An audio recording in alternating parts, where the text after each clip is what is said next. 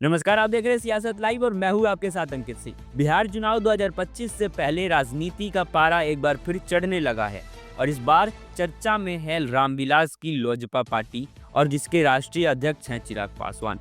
चिराग ने एक ऐसा दांव चला है जिसे नाम दिया जा रहा है सम्मान कार्ड और पासवान पंच। क्या यह दाव एनडीए में उनकी ताकत बढ़ाएगा या फिर एनडीए की अंदरूनी राजनीति को और मुश्किल कर देगा? आज हम आपको विस्तार से बताएंगे कि आखिर चिराग पासवान का सम्मान कार्ड क्या है और इसका असर बिहार की राजनीति पर क्यों पड़ सकता है।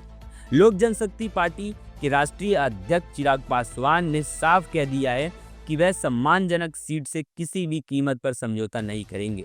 यानी अगर एनडीए में सीट शेयरिंग का फॉर्मूला उन्हें रास नहीं आया तो वह फिर वही कर सकते हैं जो उन्होंने 2020 में किया था और यही तेवर 2025 चुनाव से पहले भी फिर लौटता दिख रहा है। जानकारों के मुताबिक चिराग पासवान का सम्मान कार्ड सिर्फ सीटों की संख्या का मुद्दा नहीं है, बल्कि यह उनकी राजनीतिक पहचान और हैसियत का सवाल है। चिराग नहीं चाहते कि उन्हें केवल रामविलास पासवान के बेटे के तौर पर देखा जाए। वह खुद को बिहार की राजनीति में स्वतंत्र और निर्णायक चेहरा साबित करना चाहते हैं और यही वजह है कि उन्होंने साफ कह दिया है सम्मान से समझौता नहीं होगा। अब सवाल यह है कि एनडीए में सीट बंटवारे का संतुलन कैसे बनेगा और इस बीच चिराग का सख्त रुख भाजपा के लिए नई चुनौती बन गया है।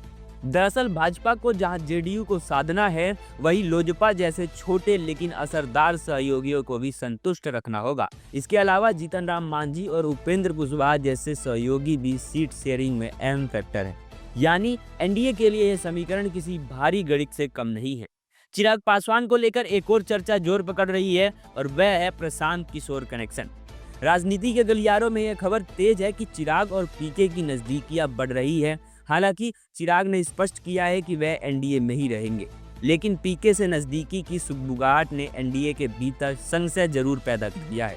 ऐसे में चिराग पासवान का सम्मान कार्ड एनडीए के भीतर उनकी अहमियत को और बढ़ा देता है। भाजपा जानती है अगर चिराग नाराज हुए तो विपक्ष को अप्रत्याशित बढ़त मिल सकती है। 2020 का उदाहरण सबको याद है। तब चिराग ने अकेले चुनाव लड़कर भले ही सीटें कम जीती, लेकिन अपनी राजनीतिक पहचान साहसी और तेवर वाले नेता के रूप में स्थापित कर दी। अब 2025 के चुनाव से पहले उनका यह बयान उसी याद को ताजा कर रहा है। राजनीति के जानकारों का मानना है कि अगर सीट बंटवारे में उन्हें पर्याप्त सम्मान नहीं मिला तो वह फिर कोई अप्रत्याशित कदम उठाने में पीछे नहीं हटेंगे। तो क्या चिराग पासवान एनडीए में बने रहकर सीटों के गणित को अपने पक्ष में मोड़ लेंगे या फिर एक बार फिर 2020 की तरह बड़ा दांव खेलकर बिहार की राजनीति में हलचल मचा देंगे? आप देखते रहिए सियासत लाइव। फिलहाल के लिए इतना ही। धन्यवाद।